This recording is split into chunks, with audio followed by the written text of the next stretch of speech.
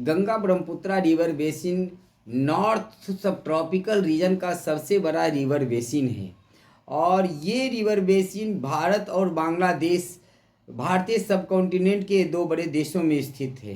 Ganga river basin की बात हम पहले करेंगे तो गंगा का उद्गम हिमालय पर्वत श्रृंखला के गंगोत्री नामक स्थान से होती है और गंगा नदी गंगोत्री से होते हुए ऋषिकेश पहुंचती है और ऋषिकेश के बाद वो धरती पर सबसे पहले हरिद्वार में पहुंचती है।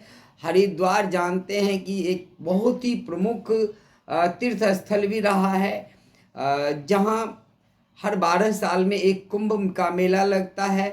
हरिद्वार के बाद गंगा कानपुर इलाहाबाद जहाँ की गंगा का जमुना के साथ मिलन होता है। गंगा जमुना और सरस्वती तीनों नदियों का मिलन होता है, इसीलिए प्रयागराज में हर 12 साल में कुंभ का मेला लगता है जो पूरे एशिया कॉन्टिनेंट का सबसे बड़ा मेला होता है।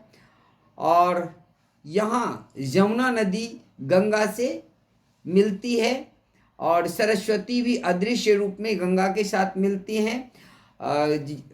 प्रयागराज के बाद गंगा वाराणसी पटना से होते हुए पश्चिम बंगाल के फरक्का में दो भागों में बढ़ जाती है। एक भाग बांग्लादेश चली जाती है और दूसरे भाग साउथ वर्ड होते हुए कोलकाता होते हुए फिर बे ऑफ बंगाल में जाकर के मिल जाती है।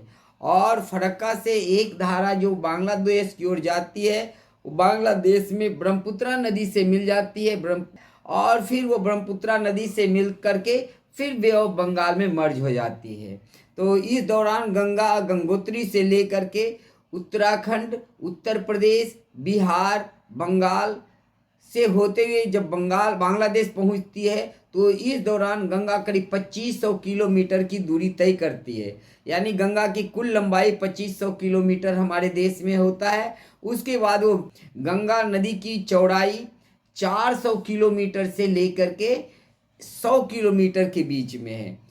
अगर हम बात करें तो गंगा भारत के उत्तर में स्थित विशाल हिमालय पर्वत श्रृंखला के दक्षिण छोर में बहती है और एक विशाल रिवर बेसिन का निर्माण करती है जिसको हम गंगा बेसिन कहते हैं। दूसरी ओर अगर हम ब्रह्मपुत्रा रिवर की बात करें तो ब्रह्मपुत्रा नदी का उद्गम तिब्बत के मानसरोवर झील से होता है और फिर वहां से वो वेस्ट से ईस्ट की ओर यानी ईस्टवर्ड बहती है और फिर अरुणाचल प्रदेश में प्रवेश करती है और फिर वहां से असम होते हुए गुवाहाटी होते हुए बांग्लादेश में चली जाती है। बांग्लादेश में ब्रह्मपुत्रा नदी को मेघना नाम से जाना जाता है और फिर वो गंगा से मिल करके और बे ऑफ बंगाल में मिल जाती है। इस तरह से जो ब्रह्मपुत्रा नदी के द्वारा लाए गए मिट्टी से जिस क्षेत्र का निर्माण होता है उसे हम ब्रह्मपुत्रा बेसिन के नाम से जानते हैं। गंगा की सहायक नदियों की अगर हम बात करें तो बहुत सारी सहायक नदियां गंगा की हैं। जमुना कोशी गंडक घाघरा चंबल बेतवा ये these all rivers are the tributaries of the Ganga. ये सभी नदियां अलग अलग जगहों पर गंगा से मिलती हैं और उनकी ट्रिब्यूटरीज बन जाती हैं। इसी तरह से असम में लोहित दिहांग जैसी नदियां ब्रह्मपुत्रा की सब सहायक नदियां हैं ट्रिब्यूटरीज हैं। गंगा और ब्रह्मपुत्र नदी के द्वारा लाए गए मिट्टी से बने हुए जो क्षेत्र हैं जो भारत और बांग्लादेश तक फैले हुए हैं उसको एक गंगा ब्रह्मपुत्रा बेसिन के नाम से जाना जाता है। ब्रह्मपुत्रा नदी के बारे में एक और बात ध्यान देने योग्य है कि जब ये तिब्बत में बहती हैं तो वहाँ इसको सांगपो के नाम से जाना जाता है और ये वहाँ से वेस्ट से ईस्ट की ओर बहती है, जबकि भारत में जब इंटर करती है तो ये ईस्ट से वेस्ट की ओर इसका जो प्रवाह है तो ईस्ट से वेस्ट की ओर हो जाता है। हम अब देखेंगे कि गंगा ब्रह्मपुत्रा बेसिन का क्लाइमेट क्या होता है। तो गंगा ब्रह्मपुत्रा बेसिन का क्लाइमेट सब ट्रॉपिकल मानसून टाइप का क्लाइमेट होता है। इस रीजन में बहुत गर्मी होता है और वेट मॉइस्चर भी होता है। और विंटर जो ऋतुएं होती है, सर्दी, वो काफ़ी ठंड होती हैं। ज़्यादातर वर्षा जून से लेकर के सितंबर महीने के बीच होता है। इस क्षेत्र में 200 सेंटीमीटर से ज़्यादा बारिश होती है। ब्रह्मपुत्र बेसिन वाले क्षेत्र में 250 सेंटीमीटर से भी ज़्यादा बारिश होती है। गंगा और ब्रह्मपुत्र नदी में बहुत ज़्यादा पानी आ जाने के कारण, बारिश आ जाने के कारण बाढ़ की विभीषिका उत्पन्न होती है, जिससे लोग प्रभावित होते हैं। अगर हम नेचुरल वेजिटेशन की बात करें तो गंगा ब्रह्मपुत्र सब ट्रॉपिकल रीजन में ट्रॉपिकल डेसिडुअस फॉरेस्ट पाए जाते हैं, जिसमें जो महत्वपूर्ण पेड़ है तो उसमें साल, टीक, बम्बू, पीपल, ये सब पेड़ पाए जाते हैं। गंगा और ब्रह्मपुत्र नदी अपने मुहाने पर डेल्टा का निर्माण करती है और उस डेल्टाई रीजन में शेलाइन वाटर जो वे ऑफ बंगाल का होता है और इन दोनों नदियों के जो मीठा पानी होता है, इन दोनों मिक्स हो जाते हैं और ऐसे क्षेत्र में मैंग्रोव ट्रीज या मैंग्रोव फॉरेस्ट पाए जाते हैं। और इस मैंग्रोव फॉरेस्ट में एक खास तरह के पेड़ पाया जाता है जिसको हम सुंदरी वृक्ष कहते हैं। ये बड़ी संख्या में पाया जाता है और इसीलिए जो गंगा ब्रह्मपुत्र का डेल्टाई रीजन है उसको सुंदरवन का डेल्टा भी कहा जाता है। गंगा ब्रह्मपुत्र बेसिन के जो जंगल हैं वहाँ कई तरह के वन्य जीव भी पाए जाते हैं, वाइल्ड लाइफ पाए जाते हैं।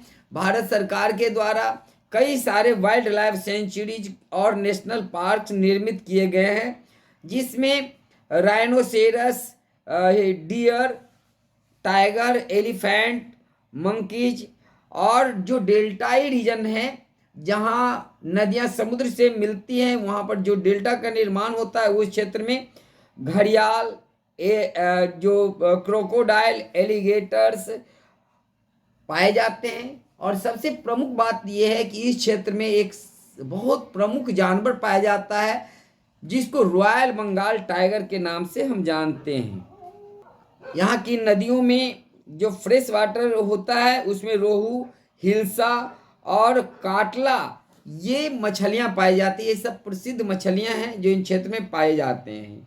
पीपल, चूँकि जो गंगा ब्रह्मपुत्र का डेल्टाई रीजन है वह नदियों के द्वारा लाई गई मिट्टी से बनी है, इसलिए ये एलुवियल सॉइल होता है, काफ़ी फर्टाइल सॉइल होता है। इसलिए ऐसे क्षेत्र में एग्रीकल्चर एक प्रमुख एक्टिविटीज होती है और जहाँ एग्रीकल्चर की एक्टिविटीज होगी वहाँ का पॉपुलेशन काफ़ी ज़्यादा होगा।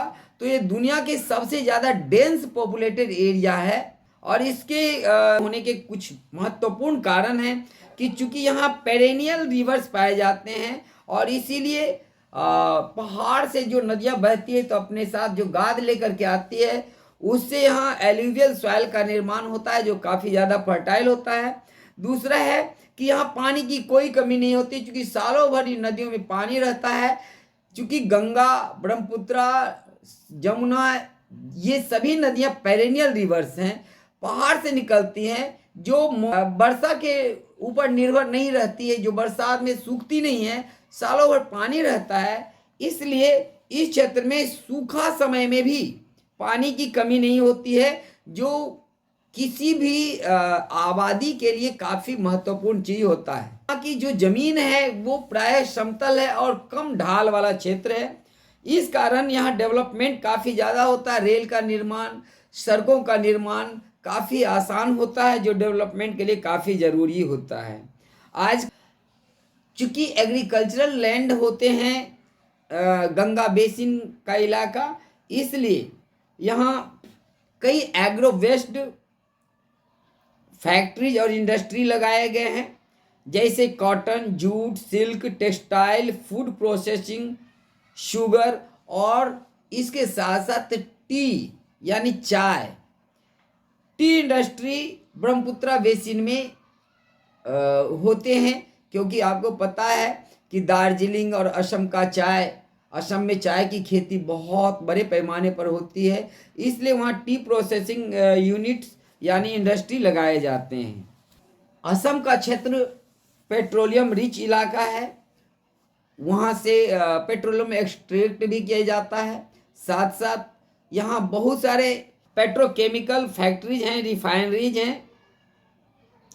साथ साथ ग्रामीण इलाकों में बहुत सारे कॉटेज इंडस्ट्रीज लगे हैं, जिससे यहाँ के लोग को रोजगार मिला है।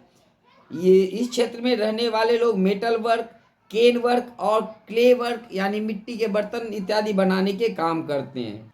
दुनिया के इस हिस्से में जो लोग रहते हैं वो आधुनिक मशीनों का उपयोग करते हैं।